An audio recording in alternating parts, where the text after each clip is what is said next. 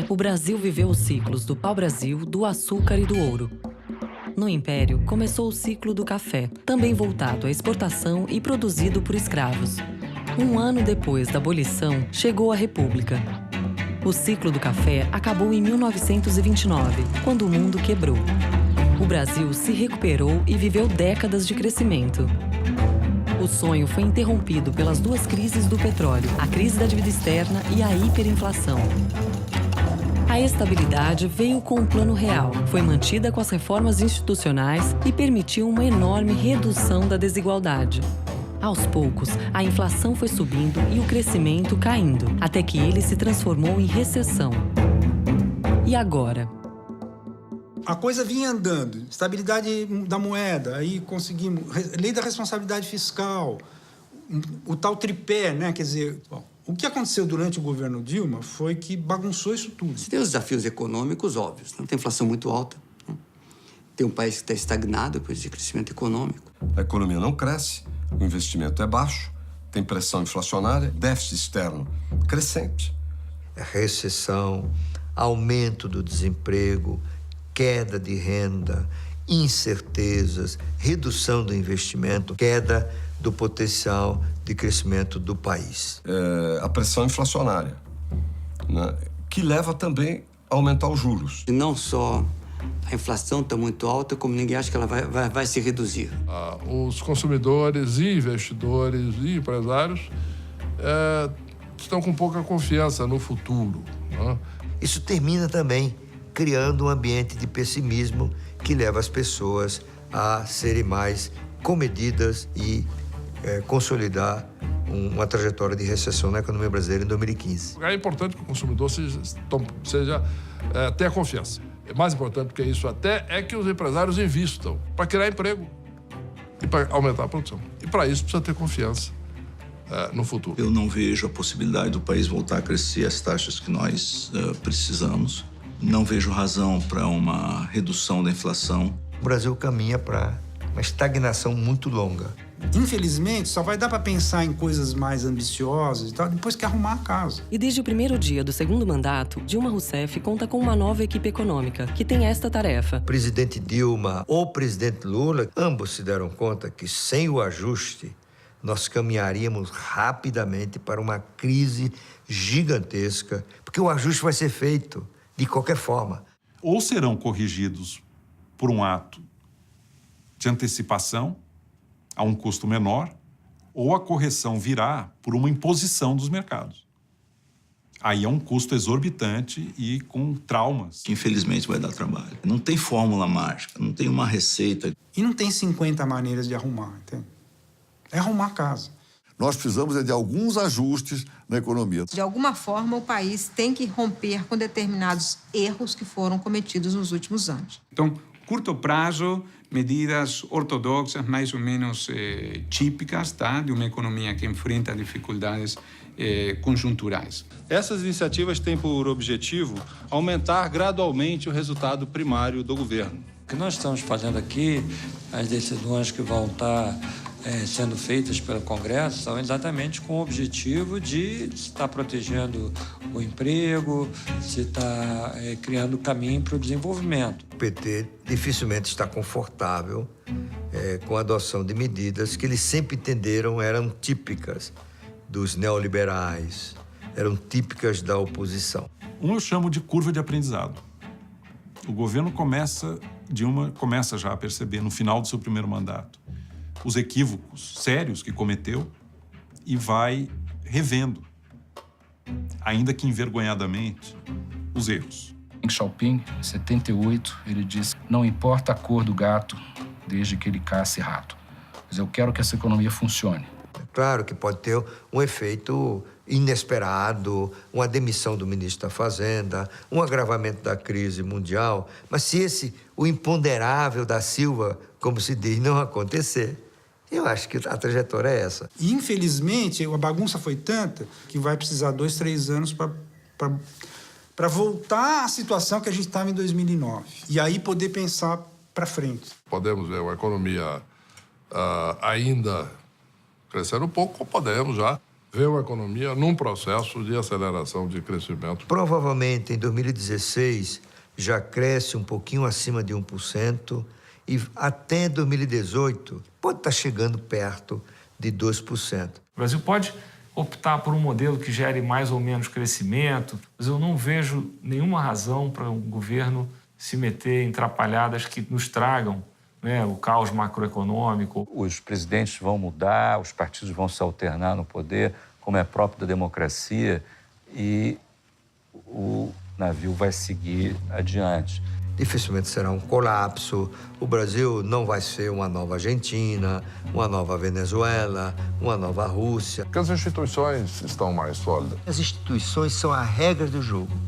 As regras formais, as regras informais, as crenças da sociedade. Portanto, a democracia, a estabilidade política, a liberdade de imprensa, Ministério Público, Judiciário independente, o Tesouro Nacional, a transparência dos orçamentos públicos. Isso forma um conjunto, um ambiente que cria incentivos, alinha incentivos para a atividade de investir, empreender, assumir risco, gerar a prosperidade. You have institutions of democratic accountability which make the state obey the wishes of the whole public. O Brasil criou uma sociedade que é intolerante à inflação. Temos uma imprensa livre, muito boa, muito eficaz. Toda vez que a inflação sai em andamento, os jornais bombardeiam, o governo perde popularidade. E quais são os principais ajustes? A prioridade fundamental é retomar um ciclo expansivo da economia. Porque o fundamental no Brasil, um país tão desigual como somos, é o problema do crescimento econômico. Se não houver aquela criação de riqueza, pode desistir, não vai haver progresso. Não tem remédio. Sem crescimento, não dá. Essa coisa de que não precisa crescimento, que está superado, a qualidade, né? É trololó. Embora a gente ache que necessariamente a gente crescendo, a distância está diminuindo, na verdade não, porque os outros também crescem. A nossa renda per capita de aproximadamente 20% da americana. Mais ou menos em 1980, a renda per capita do Brasil era 1/4 da americana. Quer dizer, durante esse período, nós crescemos menos do que os Estados Unidos. Então, a distância está aumentando, não está diminuindo. Um crescimento razoável no Brasil é 3,5%, 4% ao ano, né? Mas nós não estamos conseguindo fazer isso. E o que fazer para voltar a crescer? O primeiro desafio, que é o mais óbvio, é o desafio inflacionário. Nós temos que enfrentar essa questão fiscal. A questão fiscal, que é crítica.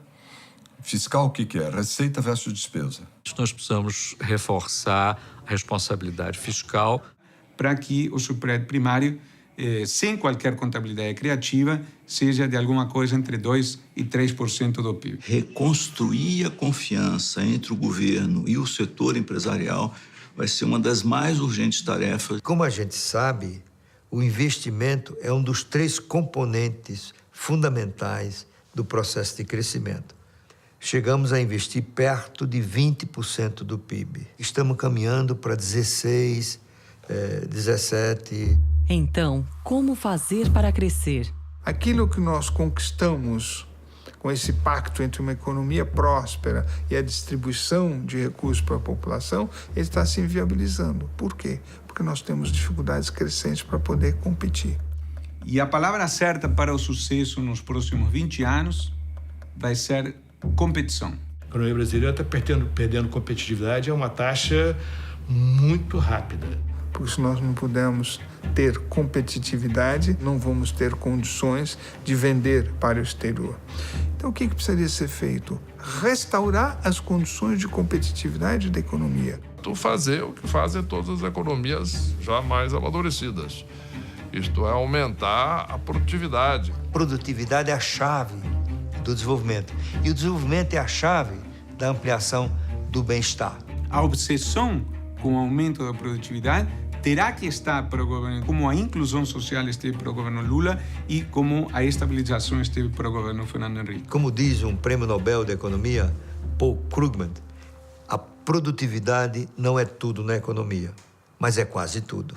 Isto é uma questão do sistema de trabalho, isto é uma questão de infraestrutura, custo de transporte, educação e reforma tributária. Um sistema tributário moderno e competitivo, uma legislação trabalhista avançada, infraestrutura econômica capaz de prover um ambiente de produtividade que permita o funcionamento adequado da economia e a prosperidade. Por onde começar a transformação no Brasil? Produtividade depende basicamente de investimento em capital humano. Vou usar a palavra mais ampla: educação, treinamento, qualificação, etc. O que falta hoje é investir mais e educar melhor o nosso povo. O nível educacional da força de trabalho brasileira é muito baixo. Quanto melhor a educação de um país, mais produtivo. A sociedade futura é a sociedade do conhecimento. Você não consegue aumentar a produtividade se você não tiver pessoas com maior grau de educação que sejam capazes de lidar com mais máquinas, mais softwares. É importante que o trabalhador ele possa produzir mais, porque ele conhece mais, porque ele está melhor treinado, etc. Então, isso está ligado com a educação, com a inovação.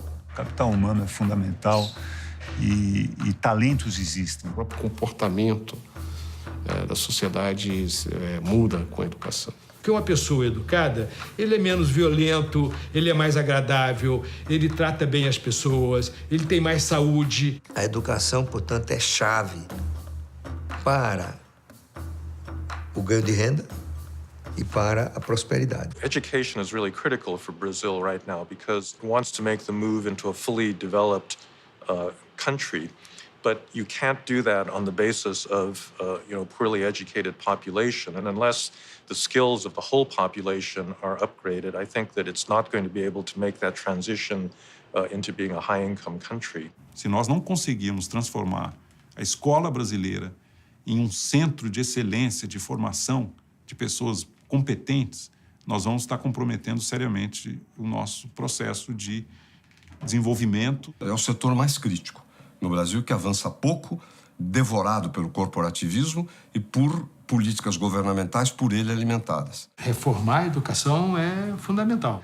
Resolver o nosso problema fundamental da educação básica. O governo brasileiro gasta 7 vezes mais por aluno com educação do aluno universitário do que gasta com o ensino fundamental. Tá certo? Não conheço nenhum país do mundo que faça isso. Nenhum. Não existe. E eu acho que todo o resto virá em decorrência desse problema.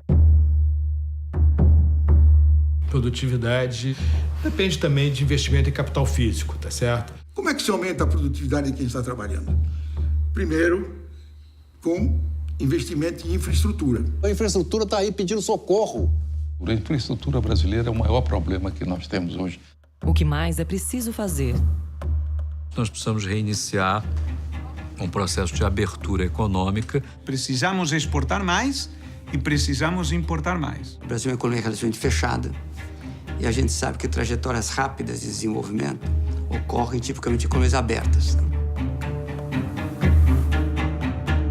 Não existe caso de um país que conseguiu se desenvolver bem, chegar ao topo da pirâmide de renda global, sem ter um bom governo eficiente. O Estado brasileiro é ineficiente.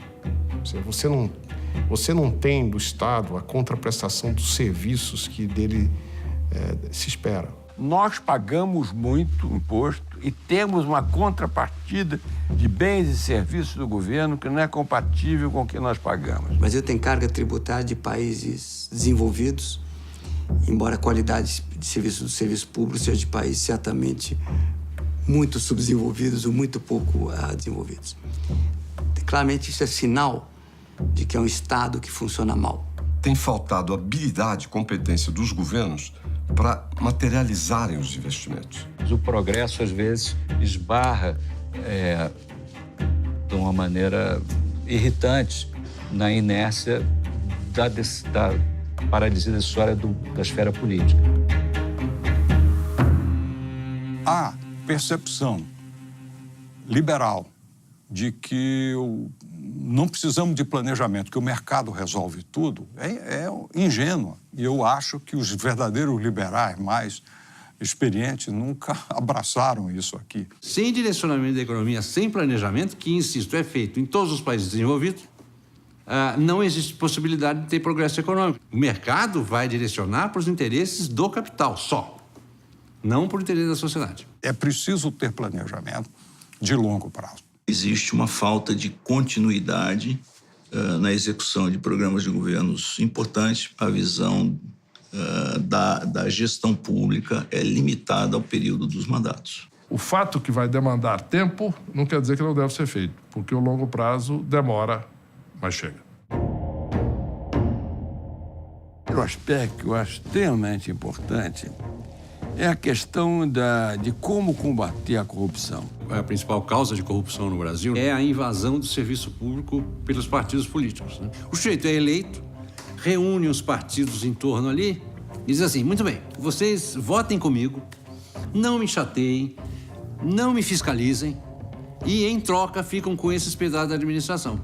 Ministério não sei o quê, superintendência do INSS na região não sei qual, uma subprefeitura. Quanto mais dinheiro tem, melhor. É DENIT, né? Departamento Nacional de Infraestrutura de Transporte, Petrobras. Precisa acabar com essa ideia de que o diretor do Banco do Brasil, da Petrobras, da Eletrobras ou de qualquer outra empresa pode ser indicada por um político. Os partidos se transformam, então, em caçadores de cargos. Agora, o que os partidos políticos querem com isso? Empregar cupinchagem, né?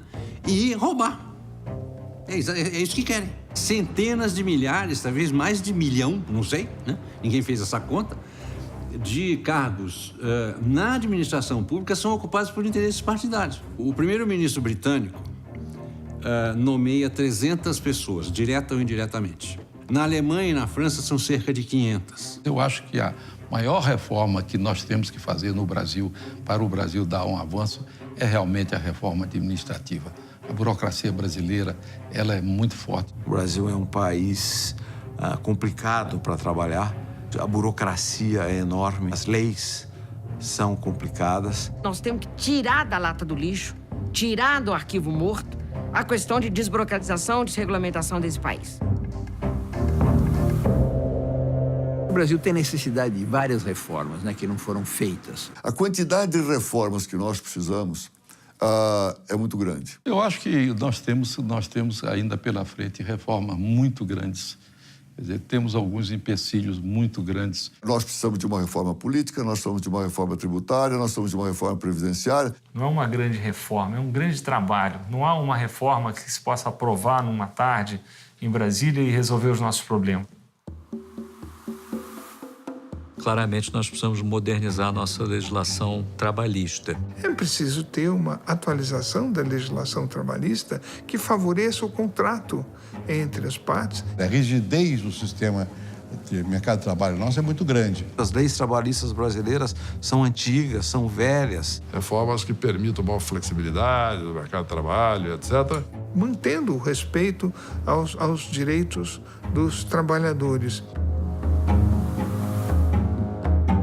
Reforma da Previdência, isso tem que ser feito. A população nossa está envelhecendo. Na medida que o brasileiro está vivendo mais e o número de pessoas idosas está aumentando, o número das pessoas que financiam as aposentadorias está diminuindo. O Brasil tem 7% da sua população com 65 anos ou mais. O Brasil tem 30% da sua população com menos de 15 anos. O Brasil gasta 13% do PIB com previdência e assistência social. 5% do PIB com educação. Que país louco é esse? Um disparate. Você tem que fazer a reforma da Previdência.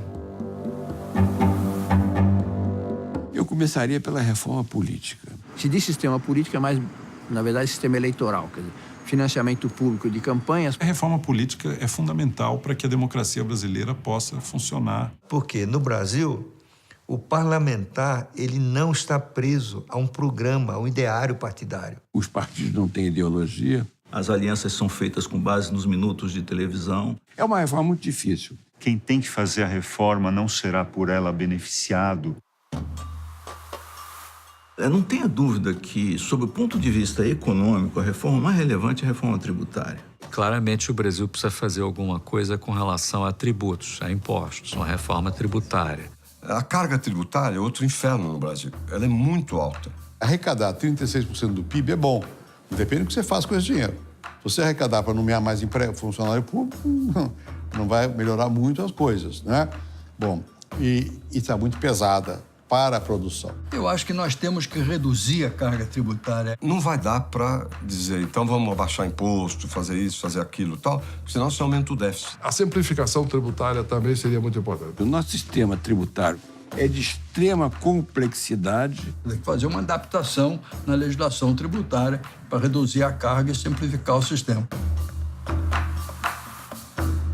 Uma reforma essencial para o futuro do Brasil, que não é apontada normalmente, é a reforma dos mecanismos de financiamento. Persistir que o BNDES seja a única âncora financeira não é bom. E com tudo isso, o Brasil será rico?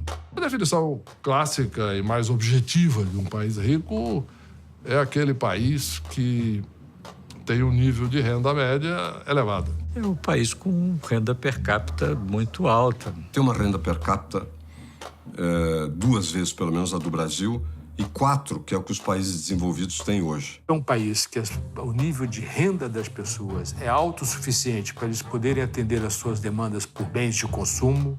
País rico não é apenas aquele que tem renda per capita alta. Muito mais que ter o crescimento do PIB é ter o crescimento da melhoria das condições de vida. Veja, o nosso produto bruto hoje, até ontem, era a 6ª economia do mundo. Agora pode ser a 7ª ou até a 8ª, mas não tem importância. A Dinamarca, a Suíça, a Holanda, a Finlândia, que estão muito menos poderosos como economia, como PIB, a sociedade vive melhor. Não é só crescer o produto, é crescer nós próprios como país, como nação. Aí falta muito. Um país é, na verdade, sua população, certo? Não precisa ser milionária, mas precisa, por exemplo, não sofrer de fome, não morrer de doenças curáveis, não sofrer doenças evitáveis e assim vai. É um país que precisa de ter um índice de desenvolvimento humano elevado. Esse índice compreende uma combinação de 3 elementos: a renda per capita, a expectativa de vida a nascer e a qualidade da educação. O país rico é um país que tem capital humano, que tem educação formal, pessoas que têm saúde, obviamente, E, ao mesmo tempo, que tenha serviços públicos, como segurança pública, educação principalmente fundamental, saúde básica de qualidade e previdência social de qualidade. Os países bem-sucedidos no mundo foram países que foram capazes de tentar assegurar liberdades individuais, direitos civis, assegurar direitos políticos e justiça social e procurar um grau aceitável, razoável de eficiência na gestão da coisa pública. Falta muito. O que falta? A alma. Qual é a alma da democracia? É a igualdade. Eu acho que o critério da igualdade é um critério socialmente mais correto. Nível adequado de renda per capita associado a um bom nível de distribuição de renda. Países ricos têm tipicamente uma distribuição de renda razoável, um país onde todos têm oportunidades, onde você tem um bom sistema de aposentadoria. Onde o cidadão possa fazer o que ele deseja e ser o que ele deseja. E tem a ver com o meio ambiente, com a proteção do meio ambiente, de sustentabilidade, com o grau de violência. Valores, né? A democracia com acesso à educação de melhor qualidade. Já tem acesso à saúde, mas a qualidade. A gente tem que ter uma renovada busca por mais crescimento, maior eficiência, menor desigualdade, mais equidade. O que o brasileiro quer é o caminho do meio. Ele quer crescimento, quer redução de desigualdade. O Brasil devia identificar quais são os seus valores e o que realmente nos permite uma vida melhor. Não apenas na dimensão econômica, que é parte da vida, mas não é tudo, mas na dimensão da sociabilidade, da criatividade e da expressão daquilo que nós entendemos que é bom e belo e que vale a pena na vida.